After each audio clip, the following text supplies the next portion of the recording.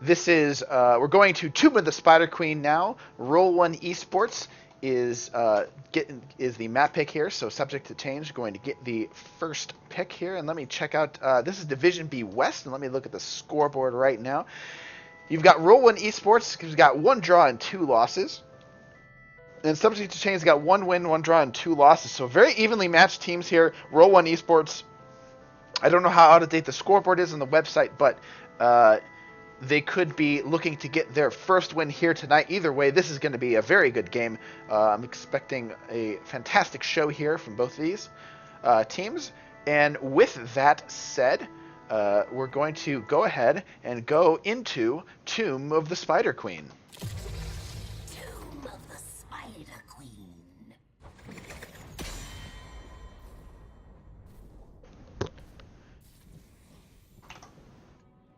Okay. We're going to see subject to change here, getting the first ban.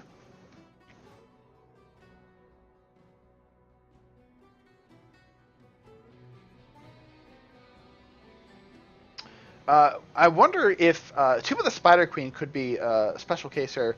I mean, from a lot of Division B teams I've seen, you know, Genji, Hanzo, ETC, Greymane ban here, but I could see some specialty bans here, hoping to ban out a particularly good hero on this map.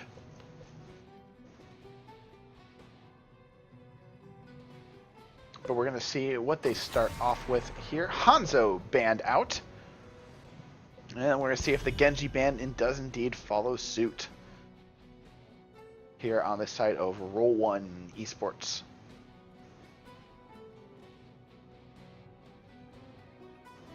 I could see, you know, you could the second ban, usually you get like the ETC ban, the obvious bans. It's usually the team who bans first. Oh, but in fact, they are going for the Kael'thas ban, so that wave clear taken off the board. They could be looking to take a Gul'dan themselves, say, hey, go ahead and take the Genji. We're going to take something like a Gul'dan with an Uther, you know, Gul'dan, Uther, stun the Genji, horrify, dead Genji. But Kael'thas being banned out here on the side of Roll1 Esports. And subject to change, going to grab their first pick. Wonder if banning the Hanzo, they were hoping to grab the Genji, or if they're hoping to grab just simply something else. I've seen a lot of like Greymane first picks. I could see a Sonya first pick even, possibly. But ETC, also another popular choice. Lucio as well. But really thinking about this first ban here and how they want to order this.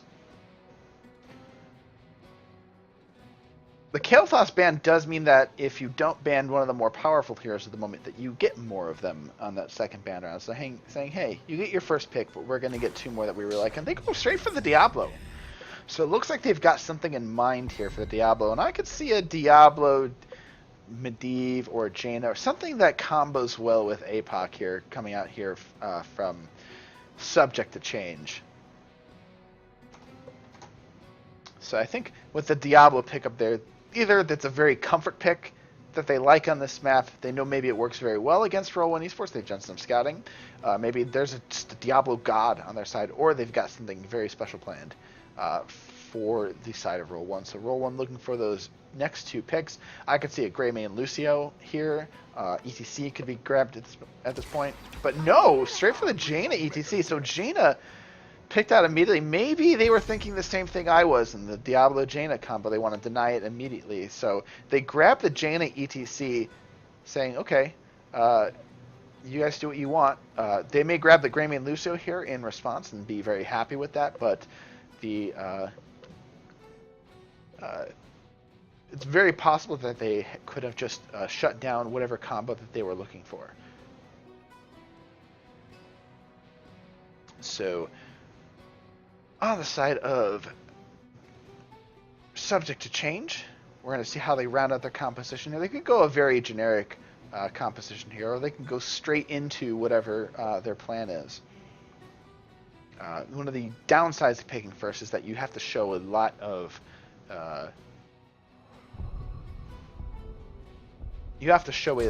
what you're doing, unless you go for the Lucio and the Greymane, which in case, very neutral pick, and not showing much more of the Diablo. And they're really considering that Greymane, but nope, they go straight for the Chromie.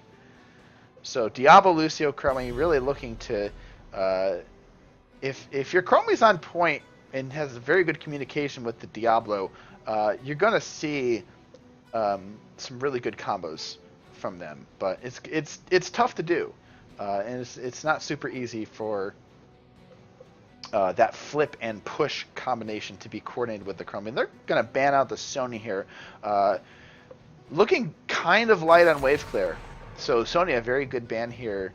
Kale, I'm really just looking to get rid of all the wave clear. They see that Chromie's their mage. Chromie's really their mage damage wave clear, so they're not going to grab the Gul'dan. So Sonya, an excellent ban here from Roll1 Esports. And so far, I think I like Roll1's draft a little more, but they're going to have to prove it to me with this next pick. A Stukov banned out here from Subject to Change. Looking to avoid the silence. Silence can shut down a clutch sound barrier very quickly. Can make Diablo's life hell. He dives in, can't get the flip off because if the Stukov is on point with that silence. I'm going to see what the next two picks here are for Roll1. And they're going to have to grab a support here, I believe. Although they could always save it for the end. So we're going to see what they do here with 23 seconds left on the clock.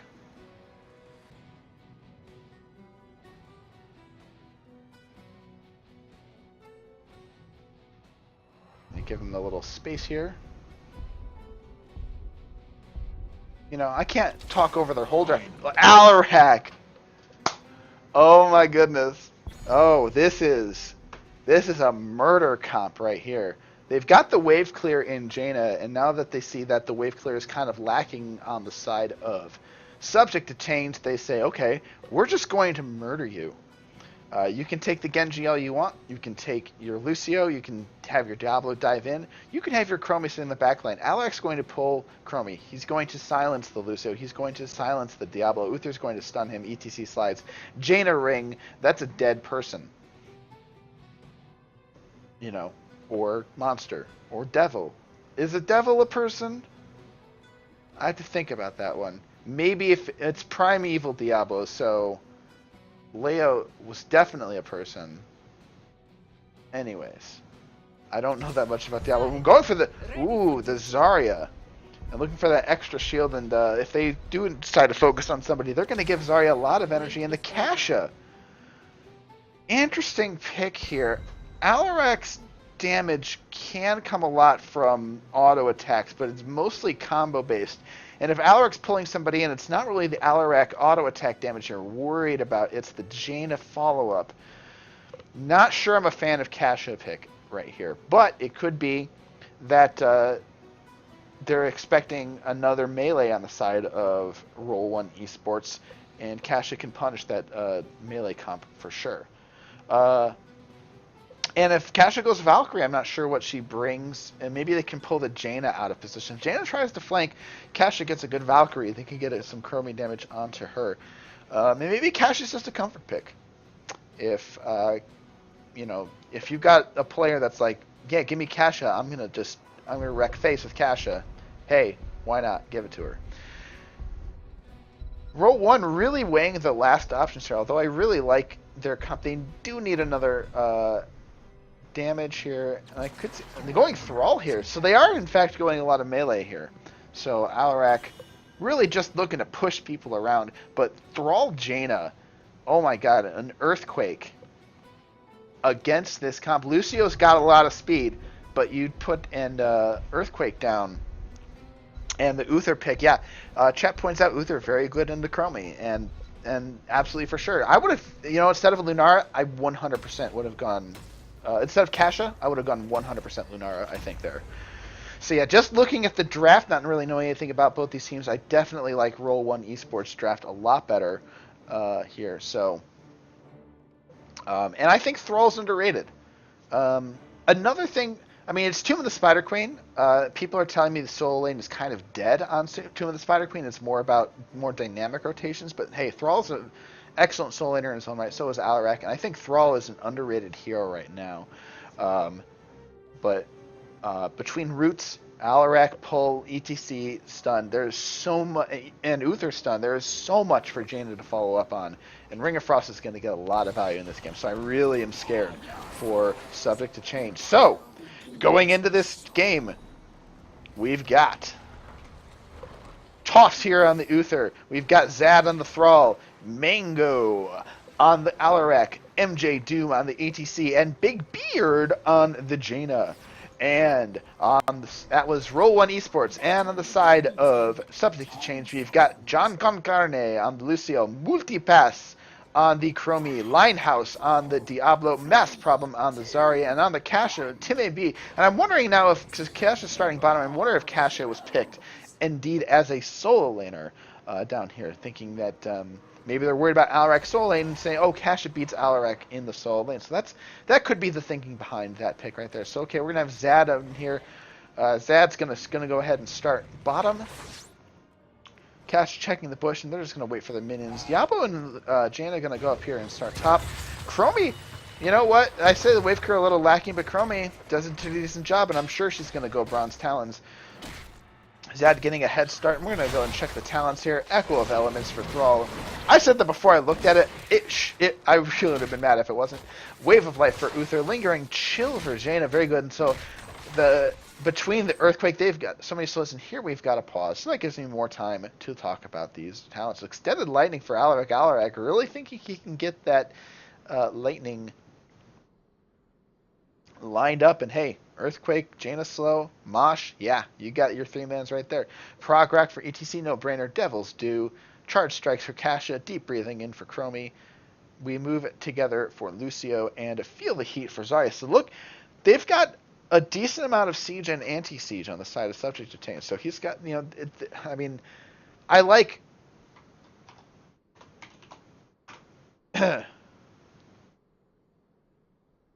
Okay, we've got an R from both teams, and we're going to resume the game here.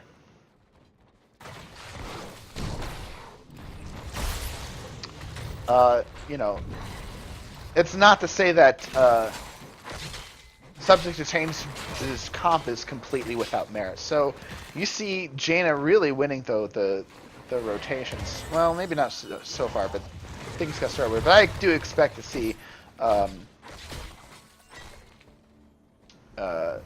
Roll1 to win these rotations here. And Alarak really does want to be in the format. Huge pull on the Zarya. Slide to follow up.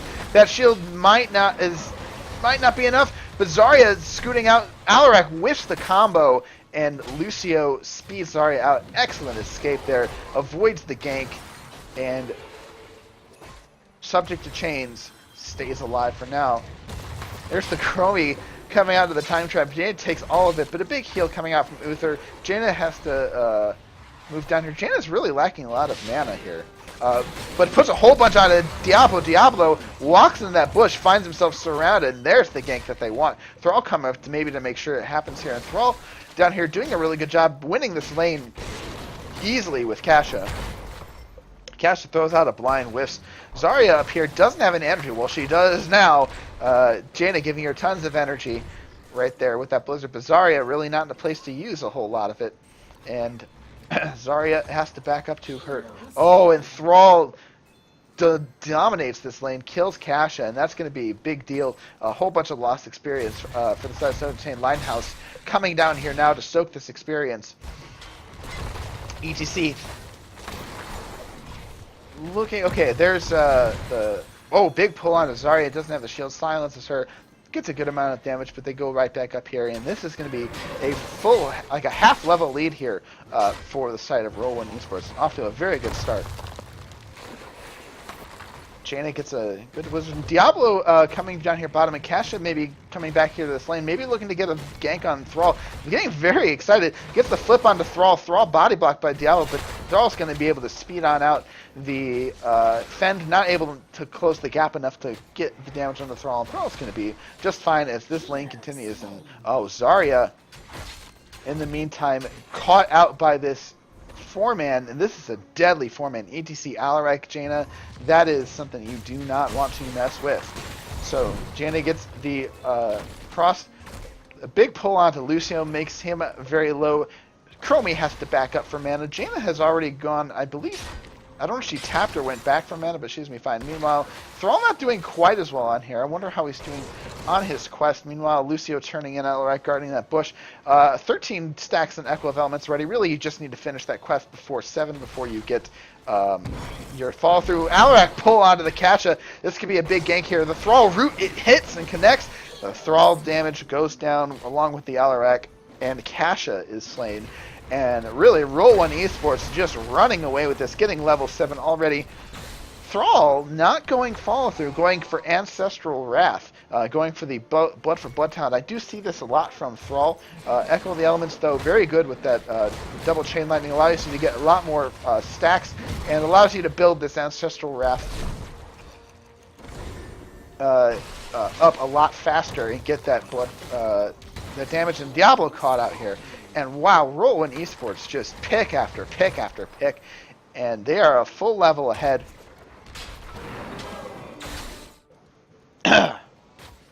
As Subject to Change tries to figure out what they can do here. Okay, we get the turn in here from Roll1 Esports. They get a first one, and they're going to get a good amount of damage on here. They will not have the 7 advantage for very long, but they may have it long enough to do enough structure damage. We're going to see how the siege is on the side of Roll1. They've got Jaina, but they do have a Crony, which can be tough to siege into. Meanwhile, Kasha getting chunked out by Throw. Here comes the rotation. Time Trap stops the gank cold in its tracks. Alarak in the flanking bush out there as we wait for the spiders to come here and catch up. And it looks like 4 down here bottom as we have Mango in the middle. But this spider, Thrall staying down here with this spider, the rest of the team rotating up middle here. ATC has already finished Progra. Down here, big stun onto Diablo, and Diablo is not going to make it out alive. Yeah, finally a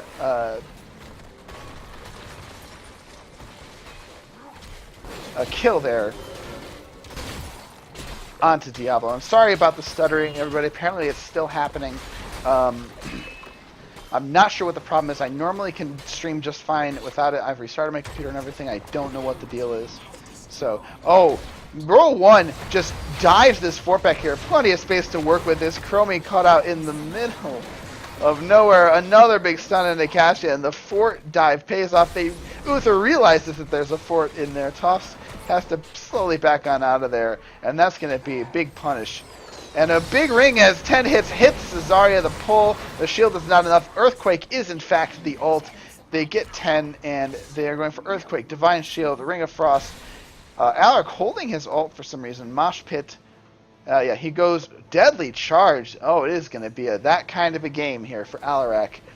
As Mango slides back in, he's going to be the Deadly Charging Alaric. As the side of Roll1 Esports gets yet another turn in. Chromie damage not really connecting a whole lot. Just Uther can be really good into the Chromie. Heals that damage right up.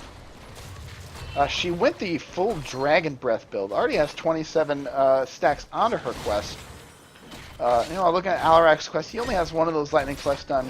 Meanwhile, Thrall has finally finished Echo of Elements, so he's got that double lightning to give him those frosted stacks, so he can use Ancestral Wrath more often. And 10 still far away for the side of Subject to Change, very close. And these spiders completely pushing in. It's going to be very tough, even with the Chromie, for Subject to Change to exit this very unscathed, with 10s so far behind. I mean, you do have a bunch of waves pushing in, and you can get more there. And Lucio and Kasha trying to do that, but Kasha not that fast of a wave clearer, and so not able to really offlane successfully. The Chromie damage comes out, and you have all 5 of Roll1 Esports just pushing in onto this keep. They're not even close to 10, and this has to be a keep on the side of Roll1 Esports. So huge early game for them. Results in a full keep lead here. Big slide on the Diablo, and there's the Earthquake, keeping him in one place. Ring of Frost goes down, hits 4 people! There's the break it down, only hits 2 because Lucio can't move. But in the meanwhile, the Zarya APOC combo catches them off guard. But here comes the slide, and there's the mosh pit. Their final heroics that they've been saving for a rainy day as they obliterate 3 members of Subject to Change. So they finally hit their 10s. They get the 10s off, catching them a little bit off guard, but it's not enough as Subject to Change goes in and they take this keep. Are they going to look for more?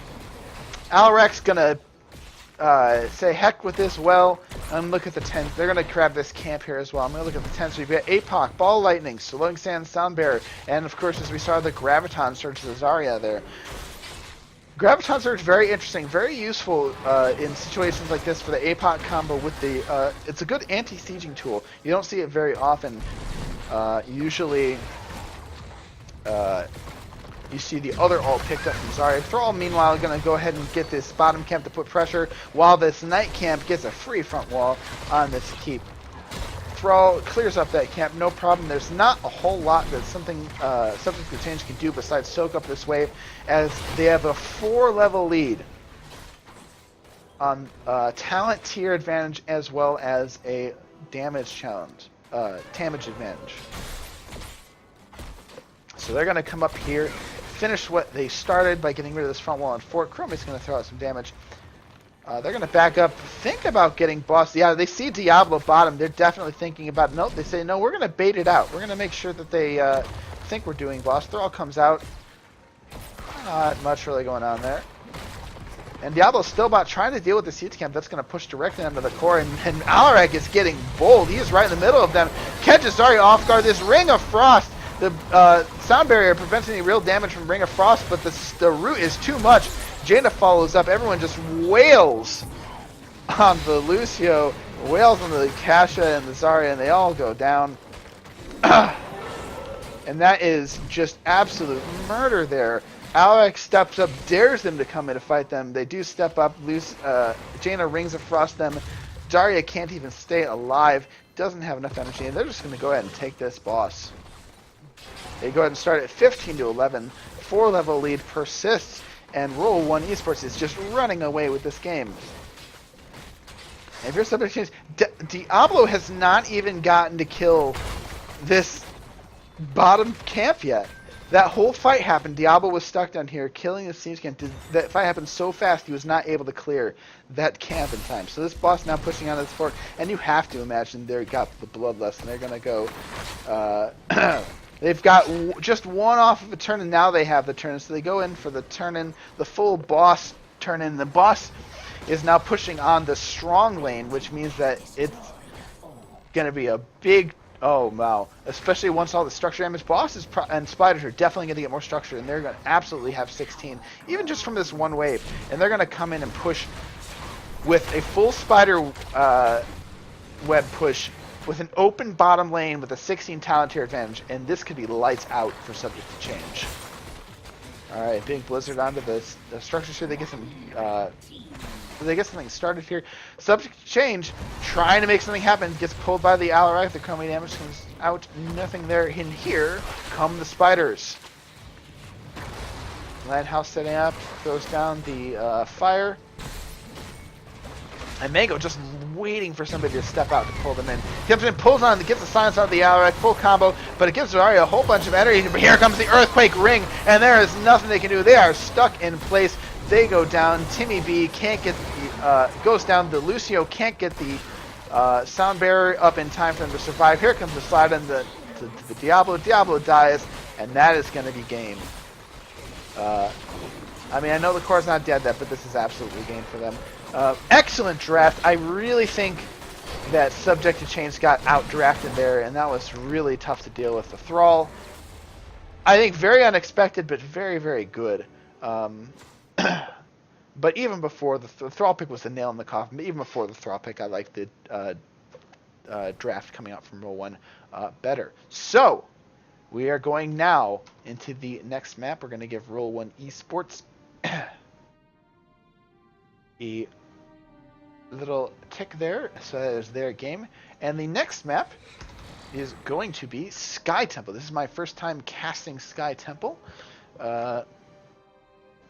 on here, so let me go ahead and create the custom game. I'm sorry about the stuttering as I create the game here.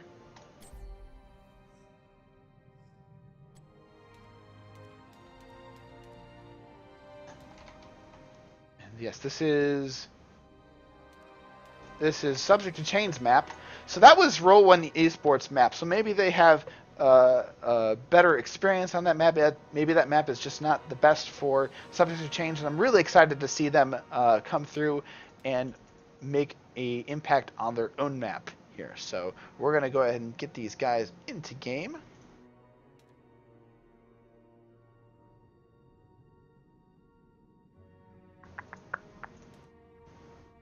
Okay.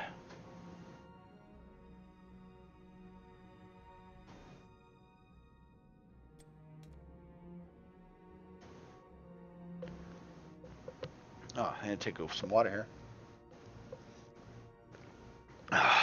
Again, I apologize for the stuttering. I apologize. I really apologize if it happens in game. That really sucks and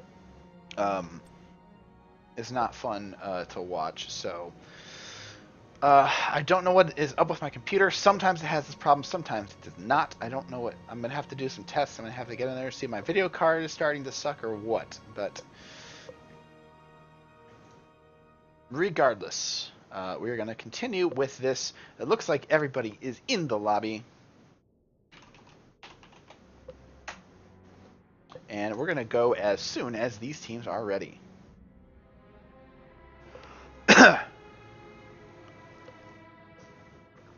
All right, Gladiators ready?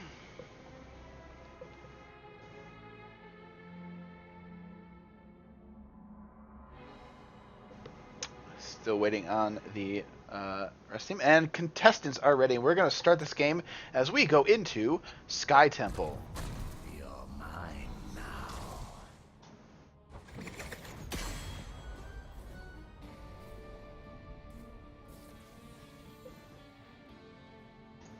Okay, I've minimized the thing, and hopefully we should have less stuttering problems as we go right into this draft. We're going to have the Malthael banned out immediately here. A big, quick hover here on the side of Roll1 Esports as they think about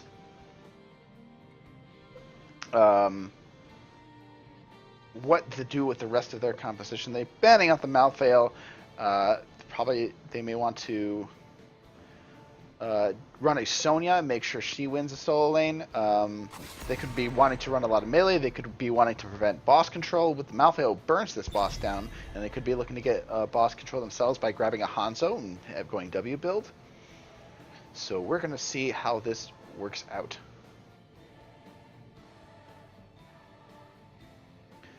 Subject to change really has a lot to think about on their plate. So we're going to see what they decide to ban out here. I wonder if they're just thinking sort of beyond like what the meta is right now, especially now that the Roll1 Esports has not banned somebody who's considered quote meta. And you know what? It was nice to cast a game without a Shimada brother in it. So, or even banned. I can't remember if Hanzo was banned. So we have Subject to Change really thinking about this, really wondering like what's going to hurt us in this thing. I don't think you go for the Alarak ban, even though that Alarak was sick, and so they are in fact going for the Hanzo ban here. No Hanzo for you, and it's a good ban, especially considering that maybe the angle of boss control boss burn down here from Hanzo. So really looking to avoid that. So first pick for Roll1 Esports. We're going to see what they're highly valuing at this moment. Change is upon us. Dahaka immediately, so big global here. Dahaka very good on this map. Pew Pew Laser Town always good with the globals, especially Dahaka, who can both solo and move from bush to bush. Plenty of bushes to burrow into on this map. And we're going to see what the big plan is here for Subject to Change on this map. Their favorite map, maybe second favorite, Sky Temple. So Greymane and ECC grabbed out here, both very strong picks here and very non-committal as well. So I'm excited to see the Greymane on the side of Subject to Change. I would love to see some really sick Greymane play here out from Subject to Change. And they go for the Jaina again. Hey, if it ain't work, it ain't broke. If it works, you know the saying, if it works, don't fix it. That's the common saying there. So Jaina Diablo again. Looking for that big APOC ring combo, but you need something. You often need something to set it up first. And so I could see a Medivh here. I could see... what else? I don't know why I can't think of what sets up Marshall. I'm going to let them surprise me.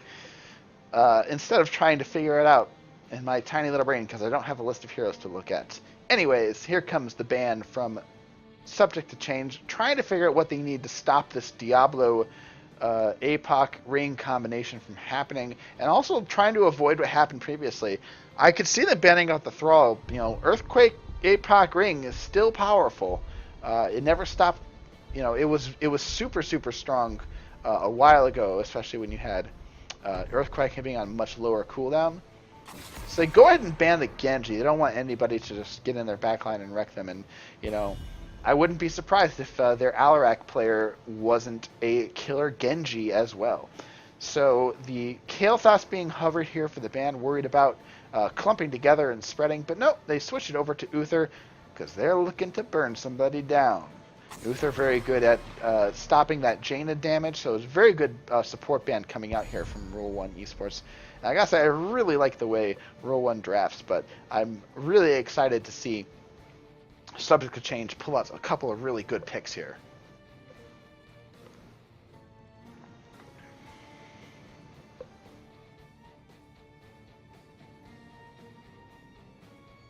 And I gotta say, it's very exciting watching Jaina come back into the meta. I do like that people are playing her again.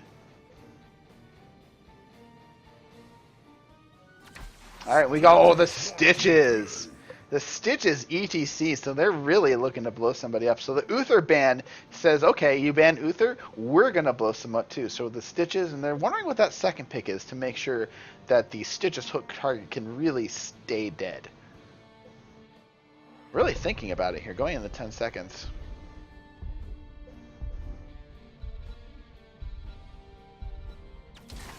And they grab the Lucio. So they're going to wait on that blow-up DPS thing. That, hey, we can wait. Lucio's still on the table. Let's pick him up now. And it also helps speed people around. It'll help speed a Stitches Gorge through your back gates for sure. Although this is not as good of a map to do it on as, say, Tomb or Towers of Doom. It's a much bigger map. But hey, those Stitches hooks can come from anywhere at any time. And here, Stukov picked up. Looking to silence the Greymane if he goes in, looking to get silence on that point control for the temples. And the last pick really thinking about it. And no, there's the Alarak again. And Mango decides it is clobbering time. Mango just gonna see if he can pop off on that Alarak once more. Stitches hook Alarak comes in and silences you before you get gorged, and he can do a lot of damage with Counter Strike. He can avoid a hook with Counter Strike even.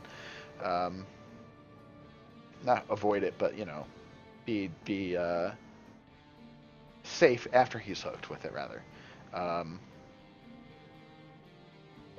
last pick out here, I think they're still thinking about what that last pick is going to be. So they've got the Stitches. They've got the Greymane, but the Jaina's already been grabbed. Do you go for the Kael'thas? Do you go for the Kel'Thuzad? Do they have a Kel'Thuzad player? The Kael'thas. It's going to be the Kael'thas. Stitches hook into Kael'thas stun, no joke. But Roll1 Esports looking to get that magic again with the Jaina ring. Jaina hitting those huge rings, and Alarak with that beastly play, and Subject to Change looking to show that they can get picks and make some sick plays of their own with this Stitches hook.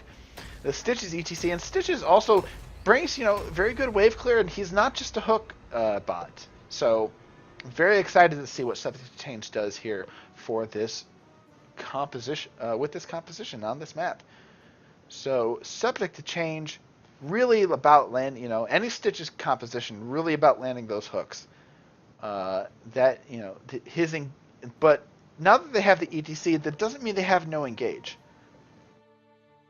And on the other hand, Roll1 Esports, they are really going to be looking to punish people that don't respect. You know what? We're going to go on a trip. A whole new world. Anyways, back to the teams. On the side of Roll1 Esports, we've got the Tofts on the Stukov, Zad on the Dahaka, MJ Do, Zad taunting on the Dahaka, MJ Dune on the Diablo, Mango on that Alec, and Big Beard once again. Oh, the triple taunt. I love it. And on the side of Subject to Change, we got Multipass on the Stitches, Math Problem on the ETC, John Carne on the Lucio, Linehouse on the KT, and Timmy B on the Greymane.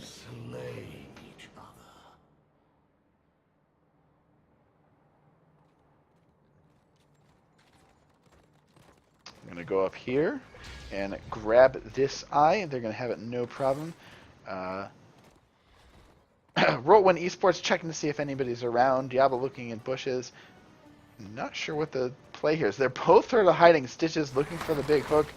Jaina finally comes down and starts wave clearing. Meanwhile, the Haka is already broke down. Greymane has already started top. And the hook already onto the Alec. There's the ETC slide. And there's the push, the boot back. But Alec is going to be okay. But that could be a harbinger of things to come. But ETC has to slide into the entire team to get that stun. And he goes down as a result. That Janus, though, is just so powerful. And we're going to look at the talent, speaking of which, that lingering chill is back. And there's another hook onto the Janus. So Multipass really nailing these hooks. And that's going to be the saving grace, I think, here for Subject to Change. KT goes Mana Addict. God bless. Perfect game. Slam build, of course. ETC going, we move together for the extra bonus speed for everybody. ETC, of course, going Prog Rock. On the side of Roll1, we've got enhanced agility, of course. Devils do the lingering chill again. Well, Alaric, no, he loves his build, and the extra silence expansion area on the side of Stukov. So we've got the rotation down here as KT is clearing this up. And KT, I think, probably a better pick ultimately than the Kel'Thuzad because of the wave clear, but the hook lands on the Jaina, the slide is there, the boop is there, but they're just, the DPS is busy dealing with the Haka. And up top here is Greymane. But that can show you how deadly they are going to be in a team fight if Stitches keeps landing his hooks. Multipass doing very well. Okay, bunch of clear from Jaina, and the Stukov comes down here, and the stun goes on to the Haka. But they're going to go ahead and back off, and Klaus throws out some spells. Nobody really gets hurt, and everyone goes back to laning. And meanwhile, this Alarak just, the spray comes out onto this Greymane. I must have missed a particularly good pull. And really, if nothing looks like it's happening, I kind of want to watch this lane. But unfortunately, it's going to be ruined. The honorable battle up here between Alaric and Greymane will not continue as two more rotate up here on this Alaric. Try and push this wave. And Diablo, in the meantime, sneaks behind, gets the push.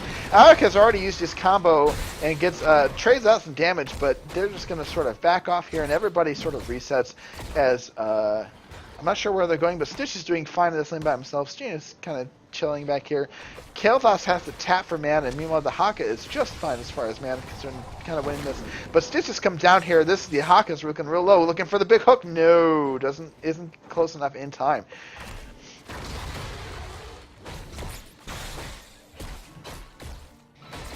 Alright, two people pushing on here as ETC backs off. Greymane's going to go ahead and start this camp, but these altars are already up. As that camp gets started, and Stukov just sort of stays on here and gets intentionally pushed off of the point. Diablo, sorry, my goodness. Diablo's starting up top here. Ooh. Stukov stays way too long on that point, thought he was just fine. I don't know what he was thinking, but they grab a whole bunch of shots. Maybe he is having connection? I don't know. Maybe he's just wanted to get as many shots as possible, as quick as possible. I missed the kill there. I apologize for that. Meanwhile, up here, Diablo getting plenty of shots. Oh, big drag onto the ETC here. Face melts away. Meanwhile, Jane is just here chilling, getting some soak. Not showing. Oh, throws down to Blizzard. Gets a big bunch of damage onto the teammate B here. Meanwhile, Kael'thas has to deal with this camp bottom. This camp is immediately stopped here. Doesn't get any damage onto the wall here. This camp is killed. So they get some of the bottom, and it looks like they were able to push them off this point up here. Ooh, big science goes on to the ETC here.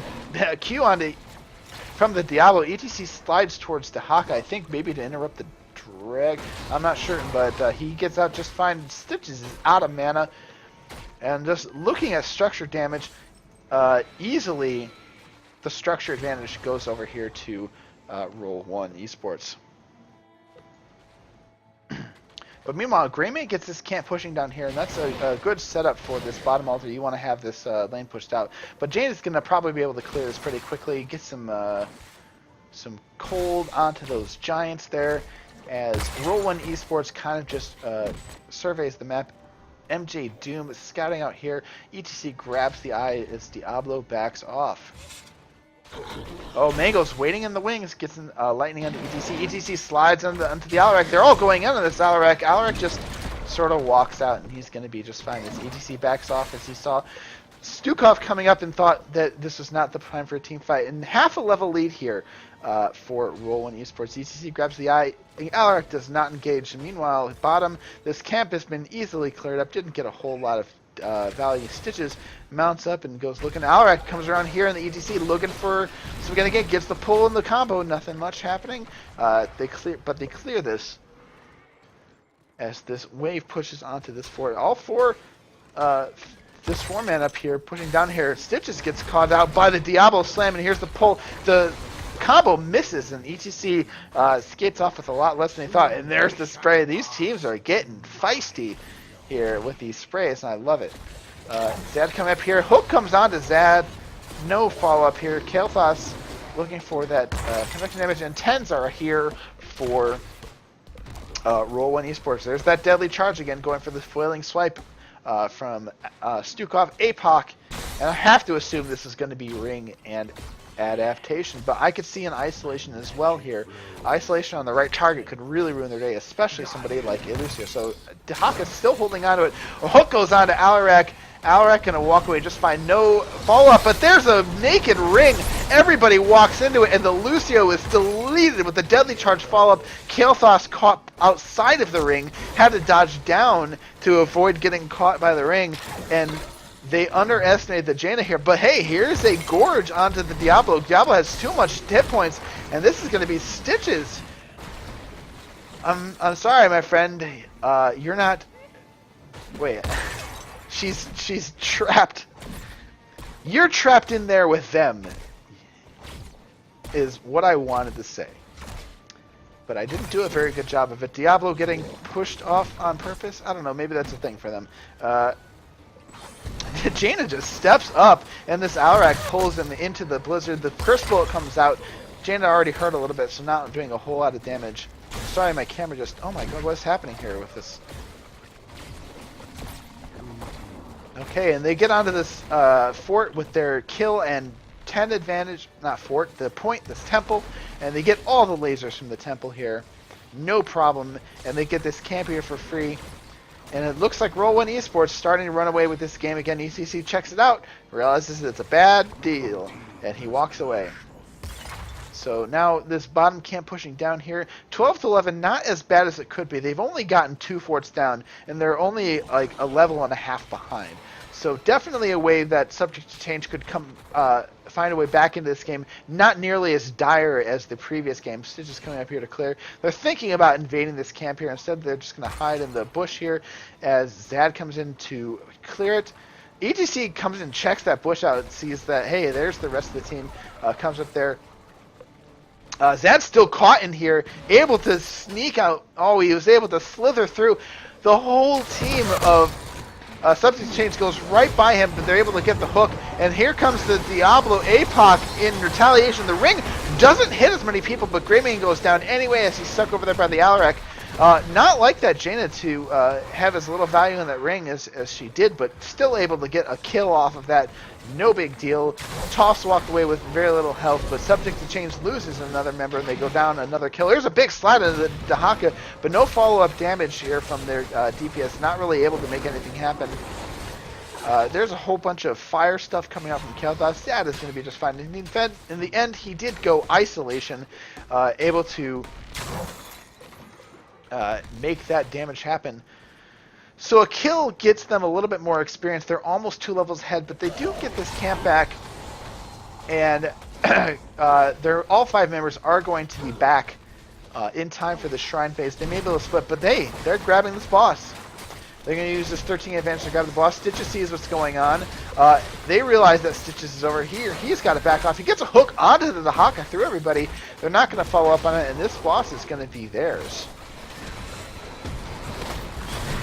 ADC silence comes through. Oh, here comes the Gorge and the Dahaka, and they're going to fight over this thing. And there is a huge silence. Stitches gets silenced. Stitches goes down. There's the Ring of Frost. Doesn't hit people, but Kel'Thas caught in the middle of it, and that's going to be a full wipe onto this boss. And that is going to be a boss through them. Let me look at 10s here for the now wiped team. Phoenix, Curse Bullet, Gorge, Sound Barrier, and Mosh Pit.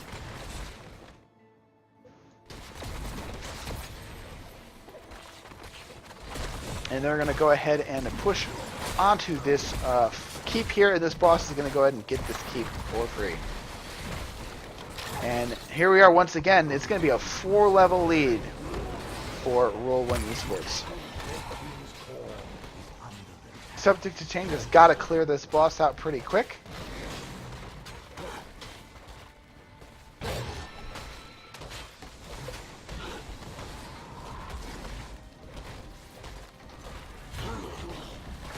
All right. We'll go up here and show this tempo. It looks like I'm still lagging. I've tried minimizing OBS. I've given OBS its own processes in Windows. I'm not sure what the deal is, but we're going to get it fixed for the next cast, I can guarantee you. That boss pushed so hard they were almost able to get keep core damage on here. A good chunk of shields gotten taken out here, and they're going to get the lasers and get... Oh, ETC caught in the wrong place. Curse Bullet comes out, doesn't get... But here's a Stukov grab here, and this could be a Stukov kill here on the side of Subject to Change. They can go 1 for 1 here. So their tank is down. Here comes the ring. It's avoided. The ring doesn't hit anybody, and in retaliation, Jaina goes down. Sound Barrier helps us engage, and here is a comeback here for Subject to Change. Down 17-14. They go up 2 for 1. Excellent. Well done. Meanwhile, Kel'Thas is going to go back for mana, and I have to assume to clear these catapults. Meanwhile, Dahaka down here, sort of by his lonesome, getting all these tower shots. They're going to clean up the rest of these shots here. Greyman is going to come here and clear Alarak. Looking for a kill. Gets the lightning. Here's the deadly charge. Decides not to use it. Greyman gets away just in time. Here comes the UTC. Curse Bullet onto Diablo. Here's the follow-up. Diablo is starting to get chunked out. He's down to half his health. Deadly Charge comes up, gets the silence out of 2 people. Timmy is looking very low. Here's the pushback from Alarak, stopping the engage onto Diablo. But Greyman leaps forward, tries to get some pull. Here's the hook gorge onto the Alarak himself. And we're seeing Alarak blown up here. And yes, we will. Alarak goes down. Subject to Change. Doing really good. Dahaka the whole time getting those shots, getting that keep down to half. But those kills helping get Subject to Change getting back into this game, and those Stitches hooks, just like we saw at the beginning of the game, on point, grabbing the right targets finally here. And they're going to go ahead and grab this bottom camp. Stitch is going to anchor here to make sure they're not getting this other camp.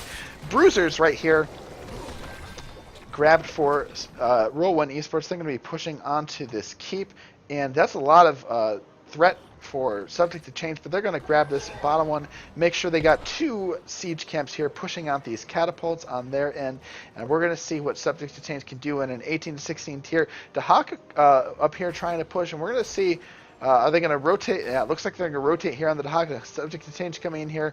Zad coming out. Let's see if he can get away. Here's the drag onto the ETC. Here comes the hook gorge, and Dahaka may not be long for this world. Cut out. Here comes the stun. Oh, here's the stasis. ETC, I think, holding his power slide. Yeah, there's the power slide. Make sure he doesn't dig away too soon, and they get the kill onto the Honka. Subject to Change, doing a really good job doing all the right things to make sure that they get back into this game. They're going to go ahead and grab this bruisers. They're going to clear top. Meanwhile, Roll1 Esports doing what they can do, taking their advantage. I mean, they still have all three of their forts up. I'm sure they're not too worried, even with that Dahaka gank. And Alarak and everybody clearing up this 4-man, just getting a whole bunch of damage on here to make sure these cats are pushing onto this core as the temple comes up. But it looks like Subject to Change looking to take advantage of their 18-17 5v4. Are they going to go back and stop the catapults? No, they're going to come in here and look for an engage. But unfortunately, an engage is not to be had, seeing as they could have simply retreated behind their forts. They instead rotate up here. They could have been caught through there, but it was a calculated risk. And it's really hard for Subject to Change to get an engage on this. They're simply going to rotate around on this map. They go up here on to the Bruiser camp. Going to clear this Bruiser camp very quickly with the Jaina, and they're going to start getting his temple shots, and they're going to opt for boss here. So it's going to be temple shots versus boss. I don't think Roll1 Esports either cares or knows that they are on this boss. I'm sure they're just happy getting these temple shots. And they could easily get a keep onto here, so they are going to trade boss for keep, and we're going to see if they just let this boss push, which I don't know if it even gets a fort at this point without it pushing. So yeah, they're going to come up here and they're going to start sieging, and Roll1 realize this is very quick, and they get the boss. They can say, okay, fine, we're going to go here on keep, and we're going to start threatening this other keep, and we're going to get these temple shots onto your core. And they're going to start threatening core here. Everybody has to back as that boss pushes on fort. So they give up 2 keeps for a boss here and a level 20 advantage here. Ring comes out, hits ETC. Is it going to be enough to get thing? Break it down. Cyber comes up, stops the instant kill onto the ETC. Meanwhile, the Hawkins and the rest of their team, but he bros and he's fine. Here's the mosh pit onto 4 people, but the isolation immediately stops the mosh. Stugov takes a ton of damage. In the meanwhile, hook on Alarak. Alarak uses his level 20 counter-strike to stop the damage, but it's not enough as he gets blown up by the Callus. Meanwhile, the Jaina damage, ton of it going on to Lucio, but they're going to be fine, and that's going to be a 1-for-0. Subject to Change doing really well in his team fights. Really figuring out, oh, the hook just barely misses the Dahaka, and he gets out his enhanced agility, giving him the movement speed that he needed. And they come out around here, and Stitch is looking to get a hook onto the Stugov in between these 2 forts. Flaying Swipe comes out and prevents the real anything. Prevents the Stukov from dying, and they're going to go ahead and grab this fort. This fort's going to give them a lot of experience and get them well on their way to 20. Meanwhile, 27 seconds until Alarak is back. Timmy B comes out and starts this camp. No problem. Meanwhile, the Hawk is going to come here. I'm not sure quite what they're looking for. There's not a whole lot that Roll1 can. Yeah, they're going to go ahead and start this camp up here. And it's still going to be 19-20, but Subject to Change really going to be able to get this 20, get back into this game level-wise. But 3 keeps to none is a very precarious situation for any team, and Roll1 is just feeling a thing. Let's play the map. Let's just keep going around. They have to get these temples, and the problem with Sky Temple is that when the temples pop and you have such a disadvantage in structures like this, you are too split, and it's very often checkmate. So Roll1 taking their time getting this camp down here. This camp pushing bottom, going to make sure that these catapults are deep pushed, but this Bruiser camp is big trouble for Subject to Change. These temples are up now, and it looks like Roll1 going to focus on this bottom temple. Subject to Change realizing nobody really going for this mid temple. They're going to come down here. Stitch sees this Dahaka. He's not really going to get a drag on here, and the shots immediately go on the core. And oh, the hook misses, and Subject to Change has to make something happen. The pull misses from Mango, very uncharacteristic. The slide onto the Alarak. He's got his counter-strike up, doesn't hit many. He's getting absolutely chunked out. The mosh pit comes up, but the APOC came down before that. Ring of Frost only hits Stugov in the background, and Jaina is in huge trouble as Alarak goes down, and the rest of Subject to Roll1 has to back off the Jaina 2-0. This is insane. Subject to Change doing really good. They finally figured out what they need to do to avoid the Alarak Jaina combo. The Earthquake in here not quite as deadly in those things. Big drag on the ETC, though. They've got to go defend this temple. And there's still so much for him to do, but Stukov, the swipe doesn't save him, and he actually ends up inside the rest of this team. And Stukov gets swapped. Another staggered death here. And with these two temples, Kael'thas can just clear this no problem. They're going to be able to grab both these temples and get a lot of structure damage. I don't know if they're going to be able to get a keep from this, which is what they really need. This boss is going to be up in a full minute, so it's going to be a while before they're able to get this. Looks like Roll1 guessing that maybe they're pushing this out, but maybe guessing that only one person is on this temple, or less people are on this temple. Diablo going to come in and check it, and they see that Diablo does see that this is only ETC, comes in with a big push. This could be the end for ETC if he doesn't get out. And yeah, they get the shots just in time. ETC backs up, but he's too late and he's dead. But here's the Death Mosh onto the Dahaka. Dahaka doesn't, maybe not doesn't respect it. The Death Mosh in time, the rest of the team rotates down to take advantage of it. And there's the low from the Dahaka. No regrets coming out from the Dahaka. 1-for-1 trade out. As Dahaka kills ETC, ETC kills Dahaka. Stitch is pushed way up, maybe looking for it. Realizes his team is close enough, looking to make sure he gets his keep, looking not only to pressure this keep, but also threaten the hook onto somebody. Alright pushes him more towards the fort, but no real follow-up. So it's going to be 4v4 here. Alric looking to get a pull onto somebody that's out of position, but Subject Exchange respecting that, and they get the keep. And the boss is up, and this is going to be an epic fight over these three camps here. They're going to go ahead and grab this siege camp, and I would not be surprised if Subject Exchange was like, let's not start the throw pit at this moment. So they're, especially with something like Ring, they don't have quite as much boss control. They do have Mosh Pit, but between APOC, Ring, and Alarak, there's so much boss control on the side of Roll1. And so Subject Champs, watch out for that. Stitch is guessing somebody in the bushes, but no, they've all left there. And the temples are going to be top, which means that they're going to have to decide between, not decide, Subject Change absolutely has to get both of these temples, otherwise their core is done for. And they're just going to instead push up and try and get a kill. Stitches hooks a minion instead, comes down here and clears up those minions. Alaric pushes away. Stukov makes sure that they get a good engage. Fire comes out from Kael'thas, but it's not going to be enough. And looks like, are they going to start this boss? They are going to start this boss. They are not rotating to these temples quickly enough. And Subject Change says, hey, we've got plenty of time. They're coming up here. I don't know if they realize where they're at. Also not sure what this... I think, yeah, Roll1 Esports is too scared of an engage here. They realize that they have the map pressure here, and they want to make sure that they keep it. And they say, you know what, go ahead and grab boss, and Subject to Change grabs the boss absolutely for free. So they do, in fact, get up on these temples in plenty of time. The boss not grab that quickly, and it is going to be a countdown for these temples. I don't know if... Are they going to actually leave this up and make sure that, like, not just let them get all the shots on here?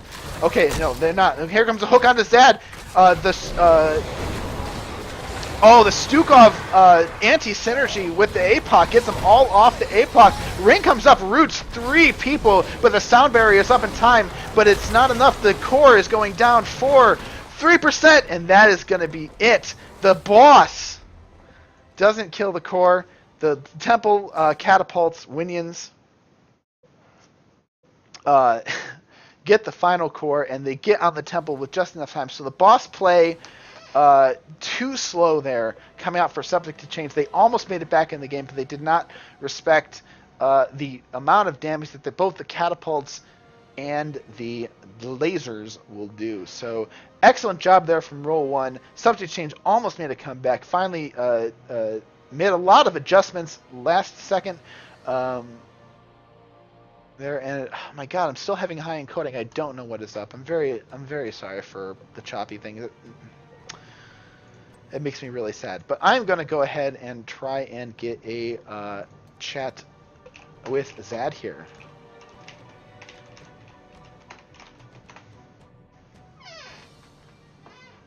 But yeah, Subject Change making a lot of really good changes, making sure that they respected the Alarak, not getting caught in quite as many rings, avoided the real combos, and I think really I wonder if the Thrall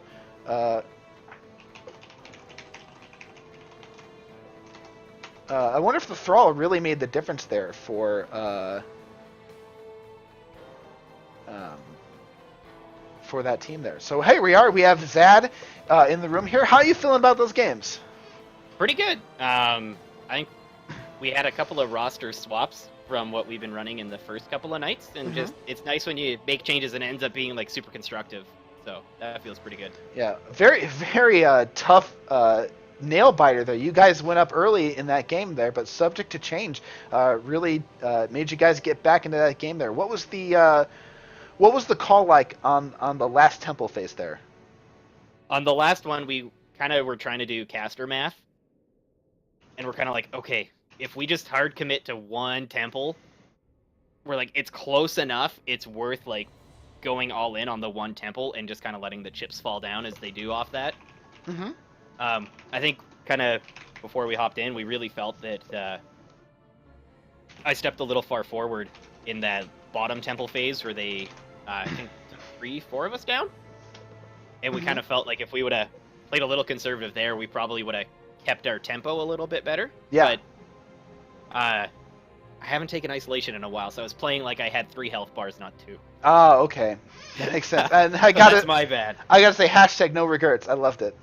Thank you. that was beautiful. Chat enjoyed it as well. Perfect. That first game though, Mango is a beast on Alarak. I gotta say. He is an insane Alarak. If memory serves, he's pretty decently high up on those Hot Logs leaderboards on it. Oh, nice. And I don't know if you guys saw, but when you see his Alarak taunt, it's intimidating. There's so many extra things on that gym. Though I do have to give it up to Subject for Change. They really adapted to his Alarak play there in the second game very well. Were you guys worried about that? It was not so much they adapted really well, but I think the other thing we had to, like, there's kind of that cat and mouse of evolution of, we start doing one thing and you keep doing it until it doesn't work anymore, right? And you just hope when it doesn't work, it's not a team wipe. So I think we just needed to respect the fact that they adapted and try some things differently. Right. Especially into the second half of that last game, right? Because they really started using that Stitches hook really well. And multipass was on point with those hooks. Oh, they were really good. There was a couple where it was like, you know what? He's probably 2 hooks away from that game being like resoundingly in their favor. Yeah. Not to take away from the hooks, but like legit, 2 extra hooks land. Yeah. Especially those late ones, and it's a different game. Yeah. Now, were you guys? Do you find that the Thrall pick helped your synergy a little more with the Diablo Jaina combo? So with that map, we're constantly talking clear, and then the other thing is when we saw the Zarya go up, we were kind of torn between Malthael and Thrall. Okay. But kind of what we ended up deciding was if we do get some kind of wombo going, Ancestral Wrath is really good at a single target burst. I see. Well, on any target, but especially on those chunky, 15% of any tank is a substantial amount of health. Oh, absolutely. And that'll probably the psychological impact of the support being like, oh my god, my tank just lost all that health. Yeah, especially into their support. I guess my last question would be, I really like the way you guys draft in both games. I think you guys, that first game, you guys definitely outdrafted them for sure. That first pick, ETC Jaina, was the Jaina a deny pick with their Diablo? Yes. Okay. We very much love Diablo Jaina ourselves, so there's Yeah. definitely a lot of respect that comes from, like, if Diablo's on the board, Jaina's a reasonable pick, and like the synergy of Ring and APOC Oh yeah. is insanity. Yeah. And I mean, you guys, that was really cool. I think you guys pulled off a couple Ring APOCs there, but did you guys find it difficult to do against this composition, that combo? On the Tomb one, it was. No, on the Sky Temple game. Yeah, I think the other thing that also really helps is, even if we don't always line it up, just knowing Earthquake is there to slow everyone down, it makes landing the ring easier, and it makes it the people who are busy dodging the ring, they might not get out of APOC. Yeah. Where Dahaka is like, I tried to hold my heroic where, ETC goes stage dive, I'll grab an extra health bar. Okay. And I'm pretty sure the last 2 team fights I missed trying to do the isolate onto the mosh just to make sure it would get denied. Yeah. Okay. That's awesome, though. I really love watching you guys play. You guys a really good nail biter there at that second game for sure. They Think kept us honest. Yeah. Do you got any shout outs for Twitch? Just a big shout out to our team. Like I said, we're coming off. This is our first night after doing the role swap. I think we had a lot of awesome conversations, and a lot of people put in a lot of work just polishing different heroes and just working out on what are our effective comms and how do we need to talk to each other.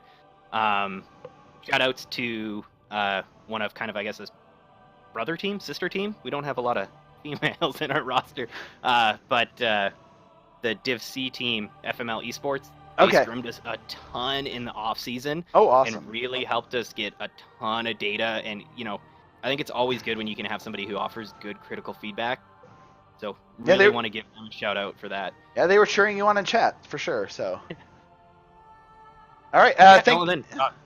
Sorry. Last one is just everyone. I know all the casters are volunteers and the admins are volunteers. So just a shout out to everyone who willingly gives their time. It's super cool having the we're a bunch of dudes, not gonna go pro, and we get the feeling of being casted, and that's super cool. So we really appreciate it as a team. So thank you. All right, it was an absolute pleasure doing so. I have a lot of fun doing it. I did 3 games tonight, and for my audience, I apologize for the slideshow.